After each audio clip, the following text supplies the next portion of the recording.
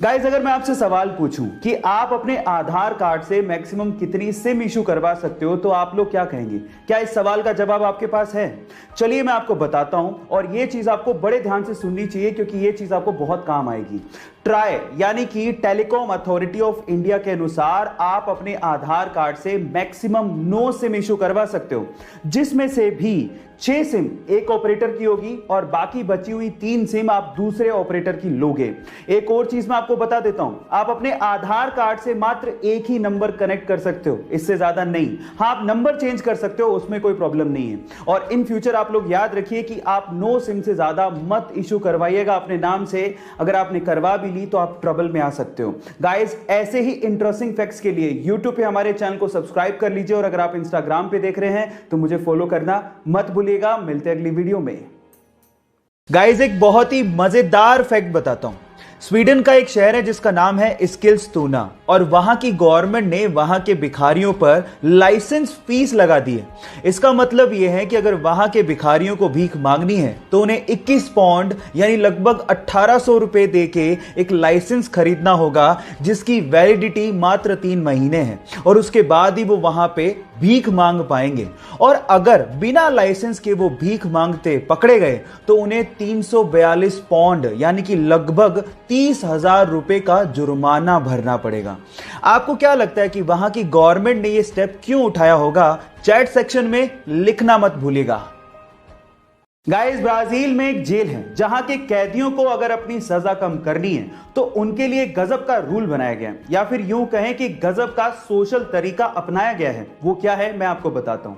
देखिए, अगर कैदी को अपनी सजा कम करनी है तो उसे एक पैडल वाली एक्सरसाइज बाइक दी जाती है, जिसके पैडल मारने से वहां इलेक्ट्रिसिटी पैदा होती है और वही इलेक्ट्रिसिटी पास के गांव में सप्लाई की जाती है। अब जितना ज्यादा पैडल मारेंगे और जितनी ज्यादा इलेक्ट्रिसिटी पैदा होगी, उस कैदी की सजा उतनी ही कम कर दी जाएगी। आपको यह तरीका सुन के कैसा लगा? चैट सेक्शन में जरूर लिखिएगा और ऐसे ही अमेजिंग फैक्ट्स के लिए यूट्यूब पे हमारे चैनल को सब्सक्राइब कर लीजिएगा और अगर इंस्टाग्राम पे देख रहे हैं तो मुझे फॉलो जरूर कर लीजिएगा। मिलते हैं अगली वीडियो में। गाइस, बहुत सारे फ्रूट्स जैसे कि एप्पल, कीवी, ऑरेंज, ये सब स्फेरिकल यानी कि राउंड शेप के होते हैं और इनके राउंड शेप के होने की वजह से इनकी पैकेजिंग में बड़ी प्रॉब्लम आती है। अब आप लोग कहेंगे कि स्फेरिकल शेप या राउंड शेप की वजह से पैकेजिंग में प्रॉब्लम, कुछ समझ नहीं आया तो मैं आपको समझाता हूं। देखिए, होता कुछ यूं है कि जब आप इन फ्रूट्स को पैक कर रहे होते हो तो या तो आप स्क्वायर और या फिर रेक्टेंगल बॉक्सेस का इस्तेमाल करते हो और जब आप इन फ्रूट्स को उसके अंदर डालते हो तो बहुत सारा स्पेस खाली रह जाता है। ये तो आपने देखा होगा। इसका मतलब आप बॉक्स के फुल स्पेस को यूटिलाइज नहीं कर पा रहे हो। अब इसका इलाज निकाला कोरिया ने। उन्होंने क्या किया, कुछ एप्पल्स को स्क्वायर प्लास्टिक के मोल्ड्स यानी कि सांचों में ग्रो करना शुरू किया। इसका मतलब यह है कि वहां पर सेब को स्क्वायर फॉर्म में उगाया जा रहा है और इन फ्यूचर आपको स्क्वायर फॉर्म में सेब खाने को मिल सकते हैं। इमेजिन करके देखिए। गाइस, ऐसे ही इंटरेस्टिंग फैक्ट्स के लिए यूट्यूब पे हमारे चैनल को सब्सक्राइब कर लीजिए और अगर आप इंस्टाग्राम पे देख रहे हैं तो मुझे फॉलो करना मत भूलिएगा। मिलते हैं अगली वीडियो में। ये बात है 1976 की, जो रोनाल्ड वेन ने स्टीव जॉब को ज्वाइन किया। तब वो एप्पल कंपनी का वन ऑफ द फाउंडर भी था। उसने लोगो भी डिजाइन किया था। इस एवज में उस वक्त उसे एप्पल कंपनी के 10% शेयर दिए गए थे, लेकिन उसे एप्पल कंपनी के फ्यूचर पे विश्वास ही नहीं था। उसे लगा कि एप्पल कंपनी चलेगी नहीं, इसलिए उस वक्त उसने एप्पल के 10% शेयर मात्र $800 में बेच दिए। लेकिन उसे क्या पता था कि एक दिन एप्पल कंपनी दुनिया की सबसे बड़ी और सबसे पहली $1 ट्रिलियन कंपनी बन जाएगी। और अगर आज उसके पास 10% शेयर होते तो आज वो $100 बिलियन यानी कि 70,000 करोड़ रुपए का मालिक होता। कितना बड़ा धोखा हो गया उसके साथ। गाइस, इसीलिए कहते हैं कि जिंदगी में पेशेंस रखने बहुत ज्यादा जरूरी है। क्या पता किस्मत कब अपनी करवट बदल जाए। रिसेंटली हुए इंडिया और ऑस्ट्रेलिया के एक प्रैक्टिस मैच में बुमराह का एक शॉट ऑस्ट्रेलियन बॉलर ग्रीन के सीधे मुंह पे लगा तो नॉन स्ट्राइकर एंड पे खड़े मोहम्मद सिराज अपनी क्रीज छोड़ते हुए और अपना बैट छोड़ते हुए सीधे ग्रीन के पास पहुंच गए। वो रन आउट हो सकते थे, उन्होंने रन की भी परवाह नहीं करी और वो सीधे ग्रीन को संभालने पहुंच गए। इस खेल भावना को देखते हुए ऑस्ट्रेलियन मीडिया ने सिराज की जमकर तारीफ करी। इस पर सिराज ने कहा कि उन्हें उस वक्त जो दिखा वही उन्होंने किया। उन्हें रन लेना नहीं दिखा, बल्कि उन्हें यह दिखा कि ग्रीन को बहुत तेज बॉल लगी है। उन्हें ग्रीन की चिंता होने लगी और वो सीधे ग्रीन के पास पहुंच गए। गाइस, इस खेल भावना को देखते हुए सिराज के लिए 1 लाइक तो बनता है। गाइस, ऐसे ही अमेजिंग वीडियोस के लिए YouTube पे हमारे चैनल को सब्सक्राइब कर लीजिए और अगर आप Instagram पे देख रहे हैं तो मुझे फॉलो करना मत भूलिएगा। मिलते हैं अगली वीडियो में। ये कहानी है रूकी नाम के एक छोटे से कुत्ते की, जिसने पैदा होते अपनी मां को खो दिया। अब उसे अपनी मां के बिना ही जीना था, लेकिन सौभाग्य से उसके मालिक की गाय से उसे मां का प्यार मिलने लगा। अब उस गाय को अपनी मां समझने लगा। वो पूरे दिन उसी के साथ खेलता, उसी के साथ खाता और वो उसकी लाइफ का हिस्सा बन चुकी थी। लेकिन एक दिन मालिक को पैसों की तंगी के चलते उस गाय को बेचना पड़ा। उसके बाद वो कुत्ता बहुत ज्यादा रोने लगा और उसने खाना भी छोड़ दिया।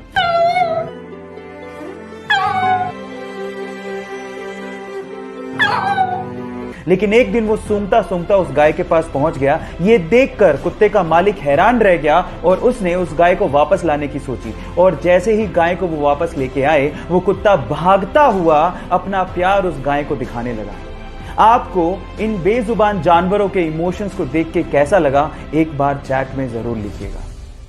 मैक्सिको में एक बहुत ही रहस्यमयी जगह है जिसका नाम है द जोन ऑफ साइलेंस। अब क्या खास है इस जगह में, मैं आपको बताता हूं। यहां पर घड़ियों की सुइयां अचानक से रुक जाती हैं, रेडियो के सिग्नल काम करना बंद कर देते हैं, कंपास की सुई चारों तरफ घूमने लगती है और आपके मोबाइल के सिग्नल वो भी पूरी तरह से ठप पड़ जाते हैं। यानी कि पूरा का पूरा कम्युनिकेशन एकदम ठप।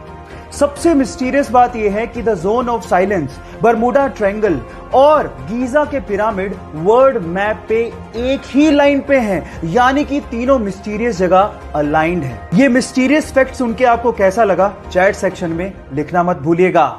ये गारंटी और वारंटी, आखिर इन दोनों में फर्क क्या होता है? देखिए, जब भी हम कोई प्रोडक्ट लेने जाते हैं तो कोई हमें गारंटी देता है, कोई हमें वारंटी देता है। कोई गारंटी और वारंटी दोनों देता है और कोई तो दोनों ही नहीं देता। पर सवाल यह है कि इन दोनों में फर्क क्या है। तो चलिए मैं आपको बताता हूं।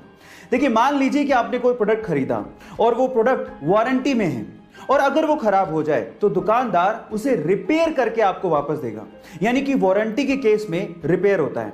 लेकिन अगर वो प्रोडक्ट गारंटी में है और फिर वो खराब हो जाए तो दुकानदार उसे रिप्लेस करके आपको वापस देगा। यानी कि एक नया प्रोडक्ट आपको मिलेगा। अब मतलब क्या निकला? वारंटी के केस में रिपेयर होता है, लेकिन गारंटी के केस में रिप्लेसमेंट होता है। क्या आप इसके पहले तक इफेक्ट जानते थे? और अगर नहीं जानते थे तो YouTube पे हमारे चैनल को सब्सक्राइब कर लीजिए और अगर आप Instagram पे देख रहे हैं तो मुझे फॉलो करना मत भूलिएगा। मिलते हैं अगली वीडियो में। गाइस, इन्फेंट यानी कि नवजात बच्चे कितने क्यूट होते हैं ना, लेकिन जब वो रोते हैं तो पूरा घर सर पे उठा लेते हैं।